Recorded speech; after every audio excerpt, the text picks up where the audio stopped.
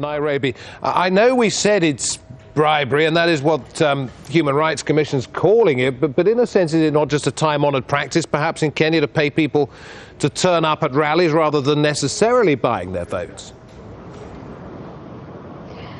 Exactly, it's very common practice here. In fact, a lot of Kenyans will tell you they won't turn up at rallies unless they're paid to do so. And there is a difference there between paying people to turn up to shout support for you and actually voting for you on polling day. But joining me now to talk about this further is George Morara, who is from Kenya's Human Rights Commission.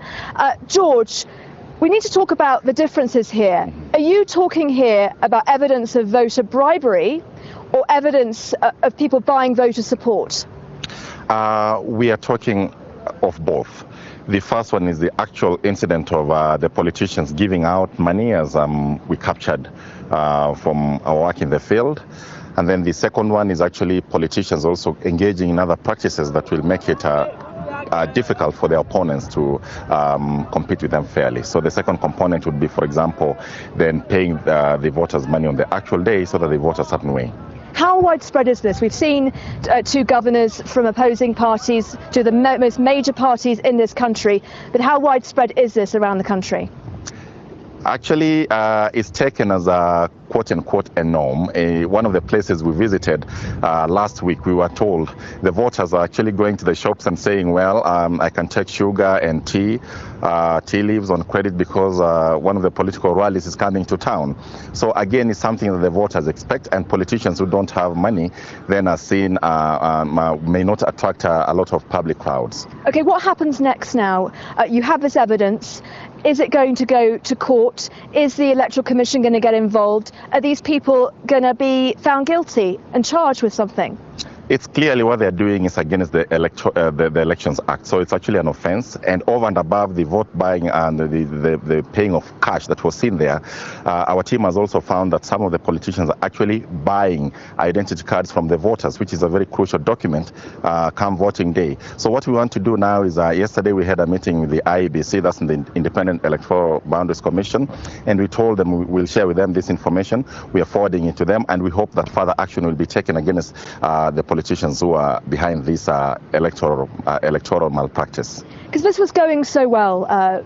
News about this election coming out was about a potential peaceful election, less voter rigging because of the stringent rules the Commission has put in place. But it really does seem that it's just the old ways again coming into practice, election after election here in Kenya, where people's votes and ID cards can be bought. You're absolutely right on that. And I think as a country, one thing that we've missed is we focused so much on sending out the peace messages. And because vote buying and identity card buying doesn't seem to be violent acts in and of themselves, then people are willing to let these acts go. But as you rightly say, they go a long way in skewing the whole elections. So it's a big cause of concern for us.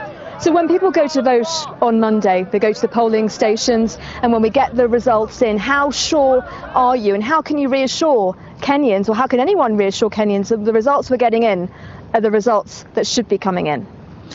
Well, that is a challenge, probability of so many factors. Well, the voter buying is one of the incidents that we'll note as an irregularity. So we are looking forward to other possible irregularities as well. We've seen incidents of violence, which are again an irregularity, use of state resources. So if we see these acts on election day, then it will greatly compromise the outcome of the election in terms of it being seen as free and fair. George, thank you very much for joining us here in Nairobi. So, as George was mentioning, there's been so much focus on peace, on potential violence, and less so on civic education, where people are actually taught that voting for the person that you want to elect is better than receiving, say, $5 or $6 not to vote for them or to vote for someone else. Thank you, Naz. We will have much more on Kenya's election.